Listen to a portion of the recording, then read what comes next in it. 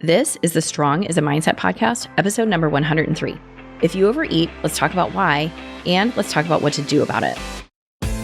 This is the Strong is a Mindset podcast, where you'll learn how to build both a strong body and a strong mind by eating, moving, and thinking. I'm your host, physician, personal trainer, certified health coach, and certified life coach, Carrie Holland. Hey, how are you? What's new? What's good? So, what's good here? We are going to talk about reasons you overeat today. So I'm pulling apart common patterns that I've picked up coaching women around this, and we're going to talk through them. And if you're listening and you struggle with overeating, please know that you are not stuck.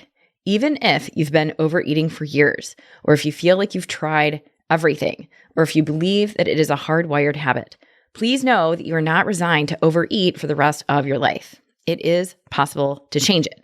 It takes work to stop overeating, for sure, but there are most definitely things that you can do to manage it.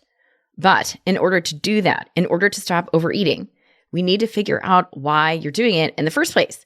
If we want to solve a problem, we have to get to the underlying root cause. And that goes back to awareness, right? It always goes back to awareness. So the more I coach, the more I realize that most everything we do to be successful at change boils down to awareness. I am reminded of it in nearly every single coaching call, and that is awareness is essential, like absolutely essential. Too many of us are just not paying attention. And when I say that, I mean we're not paying attention to what we're eating. We're not paying attention to whether or not and how we're moving our bodies. We're not paying attention to our relationships, and we're not paying attention to our brains. We're not really thinking or feeling, we're just doing. And that's where we can run into trouble. So let me explain this. This was a huge realization for me. And I think the more you can understand this, the more you can leverage this connection to change your habits. It's the connection between your brain, thinking, doing, awareness, and habit. So think about what a habit is. A habit is something you do really without thinking. It's a behavior that is essentially automatic. I think of habits as your brain's way of conserving energy. So for example, if you have a habit of having something sweet after dinner, instead of wasting valuable brain energy thinking about saying no to a cookie once you finish dinner, you just have it. Even though you're stuffed, your stomach is already full, and you're no longer hungry, you don't think twice and you eat the cookie because you always have something sweet after dinner. Always. It's not even a question. It's just straight up habit. So habits are your brain's way of going on autopilot. You're acting, you're doing, but there is little to no thinking involved. And because there's no thinking involved, there is also little to no awareness involved. And that is by design. So think about all of the energy that would be required by your brain if it had to be aware of everything. Think of all the inputs that your brain encounters in a day, even just in your home. So for example, consider what you do just to get yourself out the door in the morning, turning off the alarm, making your bed, getting your contacts in, even showering. Think of all the inputs your brain has to manage. It's a lot. And think of all the decisions your brain has to make just to get yourself showered and out the door for your day. That is a lot of energy. But your brain is lazy and it doesn't want to spend that much energy. So instead, you have habits. Habits are your brain's way of being economical with its energy. So if you think about your morning routine again, it's probably pretty mechanized. There may be mornings where you might not even remember going through the process, but still somehow you emerge from your house dressed and put together, ready for the day. And that's because of habit. You don't need awareness when you have habit. And that's because the more thoughts and behaviors that your brain makes habit, the more energy it saves. Those habits go on autopilot and your brain conserves energy. There's no thinking involved and no energy spent. You don't have to be aware because you just act. You just do. And that is great for habits that are helpful, like getting your clothes on or brushing your teeth. But it's not so great for habits like overeating that ultimately harm you.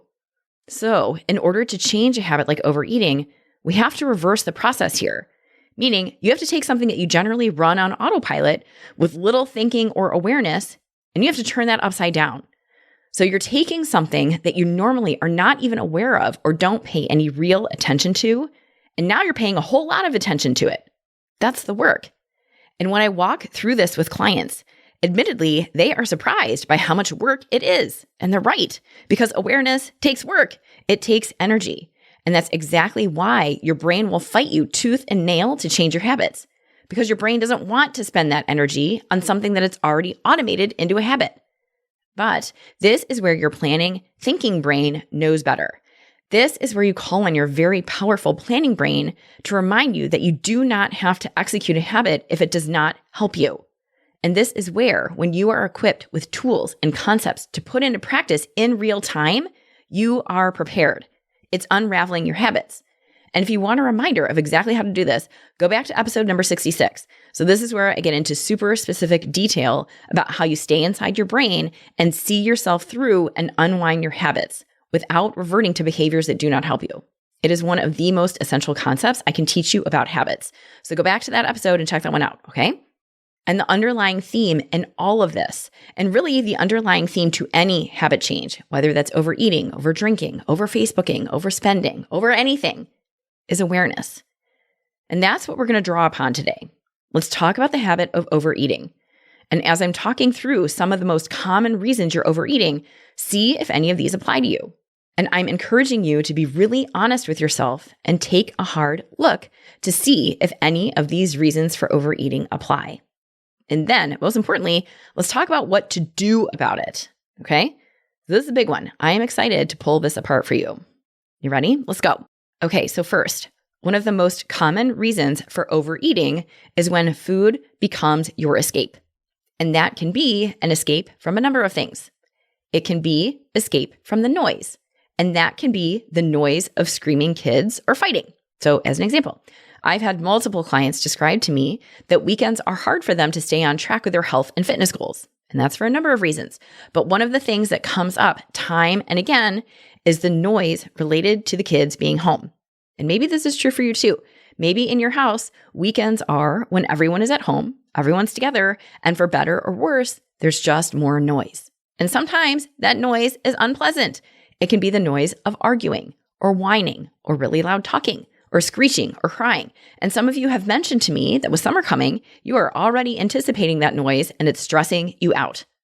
Or if it's not your kids fighting, it's the noise filling your brain. It may be the noise from whatever stress is taking up space in your brain. It could be the stress of anxiety, causing your brain to run at 100 miles an hour with all kinds of thought and worry. Or the stress of an unresolved argument playing on repeat in your head. The stress of work emails and messages that you know are waiting for you the next time you open up your computer. It's all noise. And food becomes your escape. Food becomes your way of drowning out the noise, whether it's real noise from your family shouting or figurative noise of overthinking and stress crowding your brain. So when your brain is full, you will be triggered to look for an escape, something, anything to turn it down. Your brain starts ringing the alarm, telling you to hurry up and do something already. And for many people, that hurry up and do something means a bag of chips or a cookie or a huge spoonful of ice cream straight from the container. Food is that escape. It gives you something else to focus on. It quiets the thoughts swirling in your brain. It takes up your attention. That spoonful of ice cream gives you something else to focus on. And what this amounts to is that when you use food to escape, this really is a shade of emotional eating, but it's a fairly specific one, so I want to draw your attention to it. This type of escape eating comes up frequently. It's using food to buffer and avoid whatever negative emotions you're facing. Zoning in on food keeps you from having to deal with your junk, from having to deal with the noise. And when you use food as an escape, you may very easily overeat because the longer you eat and the more you can avoid whatever it is you're escaping. The longer you draw it out, the more bites you take, the more spoonfuls of ice cream or peanut butter you eat, the longer you stay in your escape bubble, the longer you stay away. I did it in 2020. Pandemic aside, there were some really unpleasant things going on at home, and I started having a regular nightly glass of wine as big as my face. My kids would be screaming or arguing. I don't know where Adam would be, probably on a work call, and I would be chopping veggies with one hand, pouring myself a huge glass of wine with the other. I don't even like the taste of wine, but it was my escape. I could stare at the bottom of that huge glass and see that deep red purple color, nothing more, and everything around me got a little less loud. My kids screaming got quieter. The stress of what was going on at home faded out to the background, and it was just me and that huge glass. And looking back on it, it was almost like some ridiculous scene in a TV show where you're just oblivious. Like a pot of pasta is boiling over, the dog is chasing the cat and knocking over furniture, the sink is running but it hasn't been turned off, TV is blaring and no one's watching, and then it's just you and your ice cream. Or in my case, it was me and that huge honking glass of wine. In that solitary moment, nothing else existed. Nothing else mattered. It's a total escape, and food will do that for you. When food is your habit for escape, it will calm you down when you're stressed. And it can lead you to overeat because the longer you eat that food or the longer you sip on that huge glass of wine, the longer you escape whatever it is you're trying to avoid. So, what do you do about this? If you use food as an escape, that's your buffer. Meaning, instead of feeling the frustration of your kids wigging out and screaming, or instead of feeling the stress of a very long and crazy workday, or instead of feeling the pain of an argument, you eat. You buffer your emotions with food. So if this is you, and if you find that you use food as a buffer instead of feeling whatever emotion you don't want to feel, the answer is learning how to process your emotions instead of eating to escape them. It's learning how to allow the feeling of frustration to be with you instead of chasing it away with cookies or chips that you're not even hungry for in the first place. And I've gone over many, many times on the podcast how you process emotion. You give it space. You allow it to rise in your body and be with you. You recognize it and you don't try to force it away. And you might be surprised at how quickly the emotion subsides when you're willing to feel it. And what I'm describing, feeling and processing your emotions, this truly is the key to getting past overeating as an escape. There is no easy fix here. There is no hack. The hack is doing the work of feeling instead of numbing. And this is where awareness is essential. When you process an emotion, start by naming it. Name your emotion. If your kids are driving you absolutely crazy and you feel frustrated, call it out. You're not shouting it out in the middle of your living room. No, you're declaring it to yourself. I feel frustrated.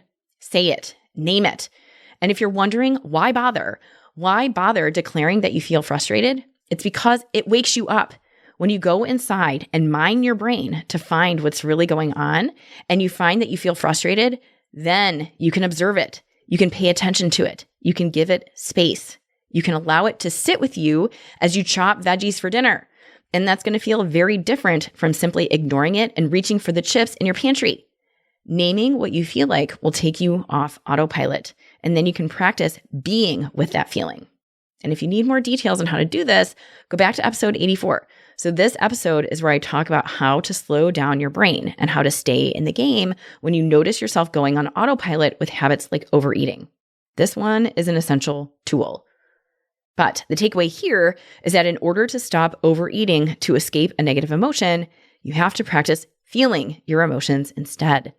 When you take away overeating as an option for buffering your negative emotion, what are you left with? You're left with an emotion. So you practice feeling it and processing it instead of reaching for food. And when you do this, you no longer need food as an escape. All right? Next, the next reason you may be overeating is because you find that it brings you pleasure. So I put this separately from using food as an escape because this is a bit different. So rather than using food to escape a negative emotion, a negative situation, or a negative stressor, instead, you simply use food as a source of pleasure. So let me clarify what I mean by this, because I will be the first to say that I get pleasure from food. When I caught a fish off a boat in Iceland and ate that same fish an hour later, that was pretty awesome. It tasted amazing. When I had a piece of cake from Meijer after I did my first natural bodybuilding show, that cake was amazing. The buttercream, out of control. The pizza that Adam makes every Friday night, because Friday night is pizza night here, that pizza brings me pleasure. And there are likely foods that bring you pleasure too. I'm sure you can think of them. And there is nothing inherently wrong with getting pleasure from food. I've said it before, I'll stand by it. I recognize that food is more than fuel, okay? I get that. There is tradition and culture and family and connection, and food is often part of that. And I don't aim to take that away from you. But the problem happens when you rely on food to be your source of pleasure, or when you don't have enough pleasure or joy or connection in your life, so food becomes the focal point. Okay?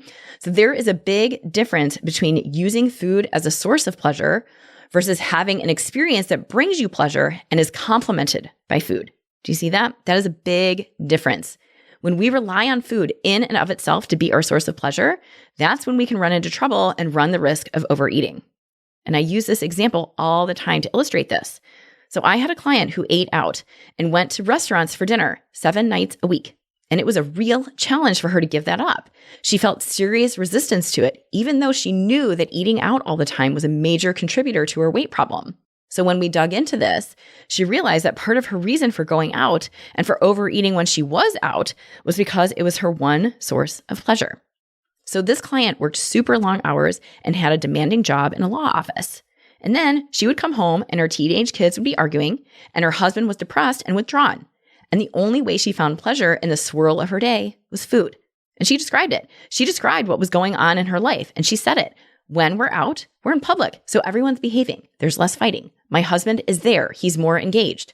And as a result, food became the centerpiece. It was how she found pleasure in an otherwise unpleasant home situation. And it made sense that this client ordered appetizers and drinks and had bread from the bread basket or chips and salsa and a main dish and dessert. It meant she stayed at that restaurant longer, so she avoided whatever dysfunction awaited her when she got home and everyone unraveled.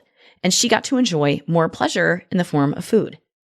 She knew what was coming when they got home from that restaurant, and she wanted to prolong that as much as possible. So it makes total sense that she had a very, very hard time changing this habit. She even said it outright. She said that eating out was one of the few things she looked forward to. But she used the pleasure of eating food from a restaurant to replace the pleasure and joy that she wasn't getting in her own life, that she wasn't getting from being around her family. So I had another client who had a very stressful job as a surgeon, and she worked insane hours and had a ton of responsibility at work. And then she'd come home to her second job as a parent. And over time, her days became very routinized and she felt like a machine. I've talked about what it's like to be a machine before on this podcast. And when I think of being a machine, I think of going numb. And this client, she was most definitely numb. The combination of work and chasing her kids and trying to sustain a relationship with her partner and maintain friendships and volunteer at her kids' school and be all the things to all the people, it left her numb. And she ultimately realized that she didn't have much joy or pleasure in her life. So she turned to food. She would come home from work, hurry up and get the kids taken care of, shovel down dinner, talk to her husband for a hot minute, and then she'd go to the pantry and eat and eat and eat. And when we dove into this, she explained that the cookies and the candy and the chocolate that she was overeating, that was her source of pleasure. That was what she looked forward to at the end of the day. The food, it didn't talk to her. It didn't make demands of her. It placed no expectations on her. It was just there for her to eat. The food was her source of pleasure. And it makes sense that if food is your one source of pleasure, especially at the end of a very long and stressful day, it would make sense that you overeat and overdo it. Because why would you want that short blip of pleasure to end? Your brain is telling you, hey, this feels good. This bag of cookies brings you happiness. Don't let it go away. Let's have more. Don't stop yet. Even if it's just the instant gratification of food, which ultimately does not give you real lasting pleasure. It's still a short burst of pleasure. And when you finally have it, your brain is not going to want to let go because it knows there's no other pleasure to be found. So once you have it, your brain will tell you, keep going. So what do you do if food is your one source of pleasure and that's what's leading you to overeat? Okay, well, this is a hard one to unpack. The simple answer, we need to work on finding other sources of pleasure in your life besides food. That's the quick and dirty. But if only were that easy. So on a deeper level, it means looking at the various parts of your life that are not bringing you joy and figuring out how we bring that joy back. And that, well, that's a much harder question to answer. But that is where the real work is.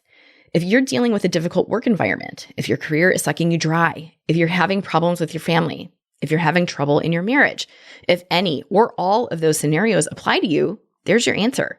It's not the food. No surprise there. It's not about the food. Instead, we have to get to the root cause and answer where joy and pleasure are lacking in your life and solve for that. So if your marriage is in trouble, if you absolutely despise your job, if your family is a hot mess and the definition of dysfunctional, there it is. That's what we need to work on. And to do this, it may mean that you spend some time and energy getting super clear on your priorities. And that alone can be a hard thing to do. It may feel like everything in your life is important. It may feel like everything matters and that you have to do it all, and there is not a single ball you can drop or else the floor will fall out from under you. This has come up numerous times for so many of my clients. And if that's you, please hear me. We have to find a way to prioritize. You can only grind for so long because when everything is a priority, ultimately nothing is a priority. It's often when you're overstretched, overcommitted, and running on autopilot that you go numb, you lose your sense of purpose, you lose pleasure in the things that used to bring you joy, and then food becomes your go-to. But if you want to change that, something in your life needs to change. We need to get clear on what matters most to you and focus on bringing that to the forefront and focus on finding joy in those things so that the default is not to go and look for food. So I would really encourage you to think about your priorities. And when you do that, you'll likely face some hard decisions about how you spend your time and energy. It may mean saying no to things and disappointing other people in favor of taking care of you so that you stop disappointing yourself. And while those decisions might be hard, ultimately, it's those hard decisions that will help you live more in alignment with your priorities and make your life easier. This is what I help my clients do. I help them get clear on their priorities, and then we strategize how to make their lives simpler. We simplify and find what truly matters to you so you can go focus on finding the joy in those parts of your life. And when that happens, food becomes less important. Food stops being the focus of your life. And I'll be the first to admit, this takes time. This is a serious life shift we're talking about here, but it's a much needed shift for many of you. So another reason you may find yourself overeating is because you're overly restricting yourself. So this is a big one, and this can play out in a few different ways. So first, you may be overly restricting how much food you're eating. So this is likely a remnant of previous dieting experience. So many of you are accustomed to eating way too little food that it's simply what you're used to. It's what you know. So you tell yourself, the only way I'm going to lose weight is if I hardly eat anything.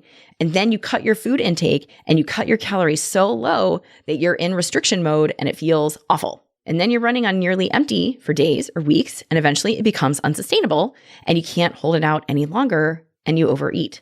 I think of it as hitting your tipping point. You've been hanging on, but you're hungry. And you think that's how it has to be. You think you have to be hungry in order for this to work, that you have to be overly restrictive with yourself, and that's the only way it's going to move the needle until you reach your breaking point and totally overdo it.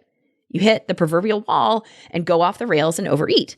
And it's because you've been restricting yourself so hard for so long, and it is just not sustainable. And this is why cutting your calories too low from the outset is a setup for disaster. Okay, so that's one way of restricting yourself, eating way too little to the point you eventually break and overeat. Now, the other way I see you overly restricting is when you cut out all the foods you like eating. So that's when you try to strong arm yourself into giving up all kinds of foods that you enjoy, but you haven't figured out how to moderate yourself around those foods yet. So let's talk about carbs. I will see so many women swear off carbs.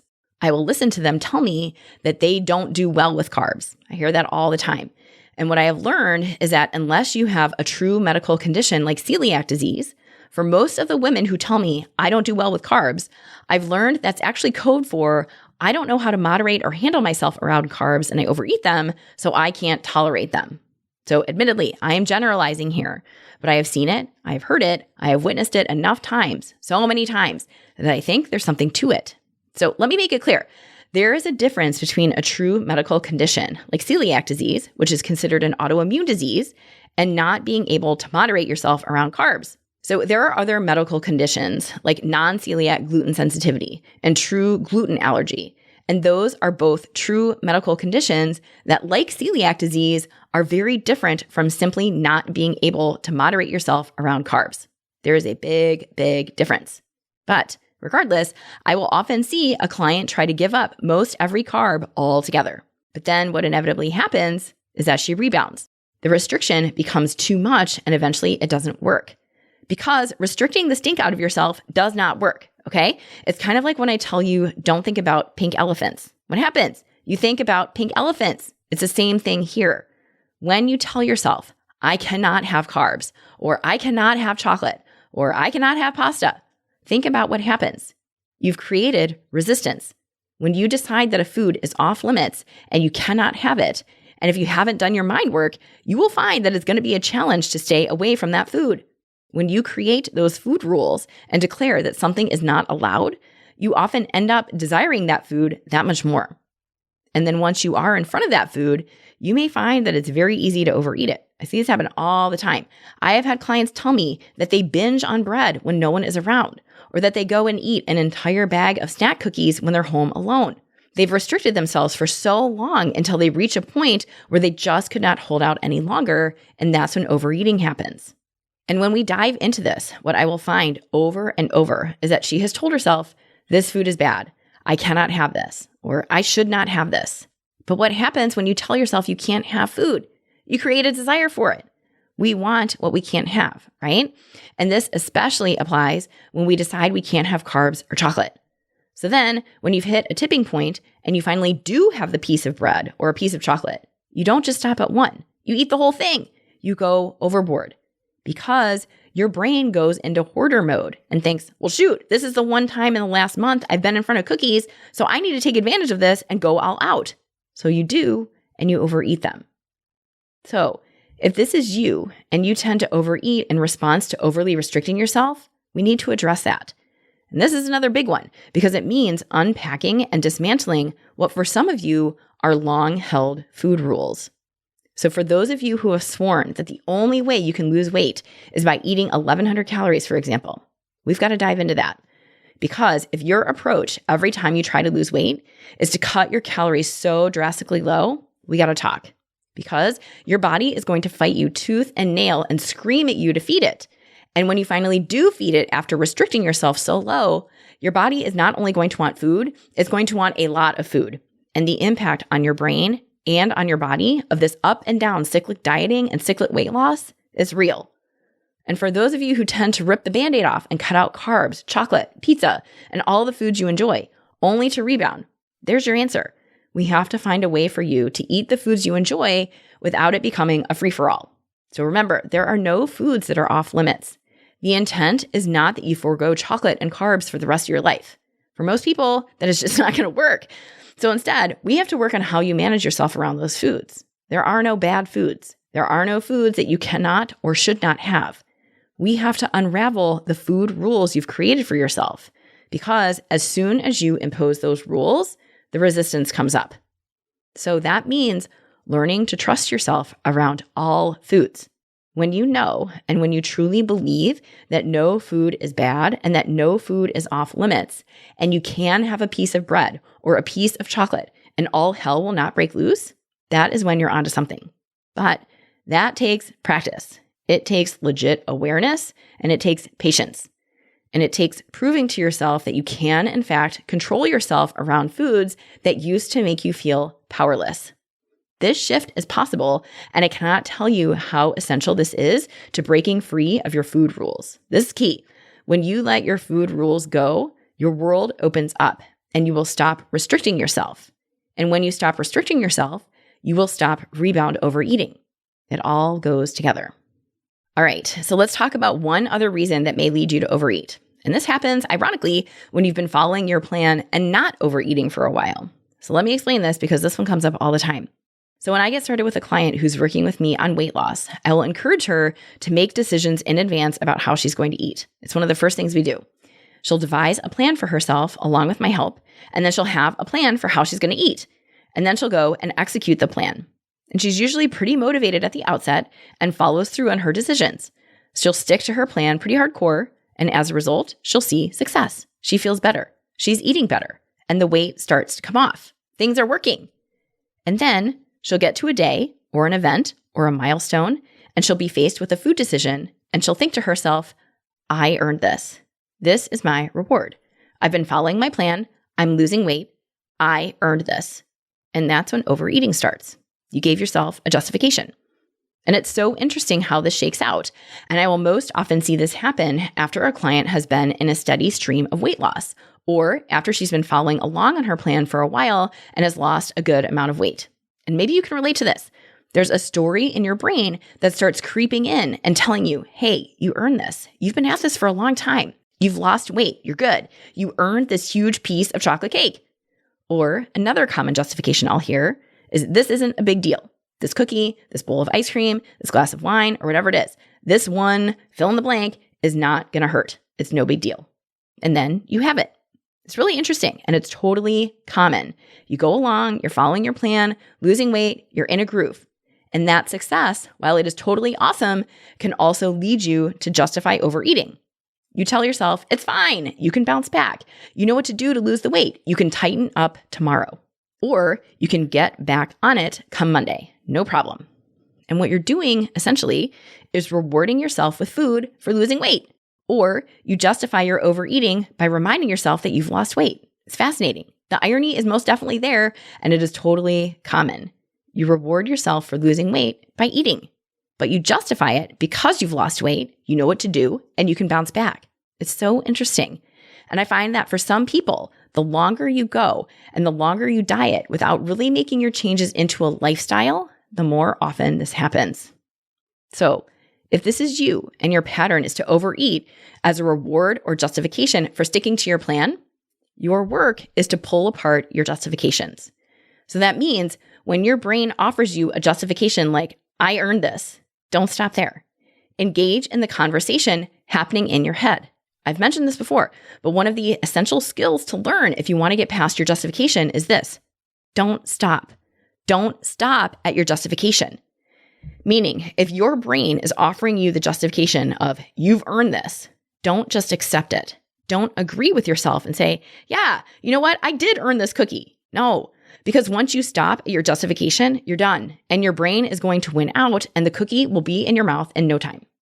So instead, this is your opportunity to pull apart your justifications and go to bat with yourself. Really, that's how I think of it. You go to bat with yourself for yourself. So when your brain gives you a justification, you don't just accept it as fact. You earn this is not a fact. So argue with yourself a little. And when I say that, I mean you do it in a kind way. You offer yourself a counter argument. Something like, yes, you've done a really great job following your plan, and this is not the time to start rewarding yourself with food. There is no earning food. Or another approach is to ask yourself, okay, if I reward myself and accept this justification and eat this cookie, how am I going to feel later? And the whole idea here is to continue the conversation.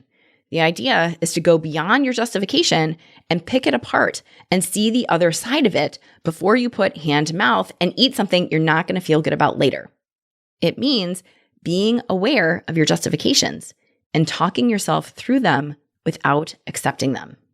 Okay? So there it is.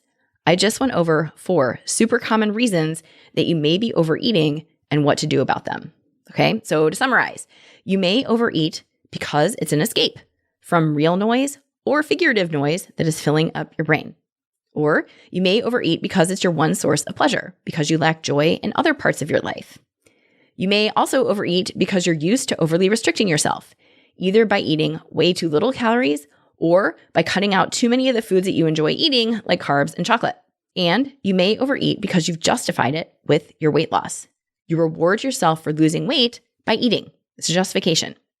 So if one or any of these apply to you, again, the key is awareness. I've gone over what to do if any of these causes of overeating apply to you. And at the end of the day, it's really going to come down to you recognizing it and then making a very conscientious, deliberate attempt at changing your outcome. You're changing the default. Remember, in order for your life to change, you have to change something. If you want to finally be done overeating, it means doing something different than you've always done. It will mean processing your emotions instead of eating them, or reprioritizing your life and simplifying in order to find joy in things other than food, or practicing self-trust around foods you think you have no control over. Or it may mean going to bat with yourself to break down your justifications when normally you would just accept those justifications without question and eat. These are your tools. These are your keys to undoing overeating, okay? It's not trying to strong arm yourself into never eating carbs again. It is not hiding in your pantry with a bag of cookies while your kids scream at each other. It's not telling yourself you've earned food as a reward, okay? And if this sounds hard to you, I hear you. I've got you. You do not have to do this alone. These are huge shifts in your habit, shifts in your awareness, and shifts in your thinking. And once you've got those, overeating will no longer be an issue. You will have freedom around food. All right? And if you want help with this, let's go. When you coach with me, we will identify the reasons you're overeating, and then you'll practice tools to overcome it. And in that process, you'll change your relationship with yourself and change your relationship with food. So head to my website, go to www.carriehollandmd.com/contact, and let's get going. All right?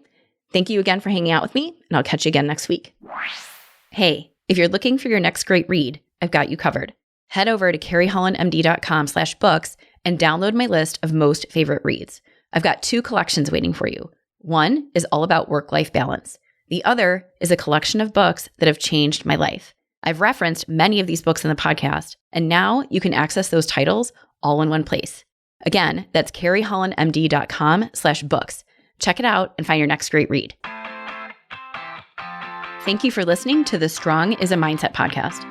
If you want to learn more about how to build both a strong mind and a strong body by eating, moving, and most importantly, thinking, check out carriehollandmd.com.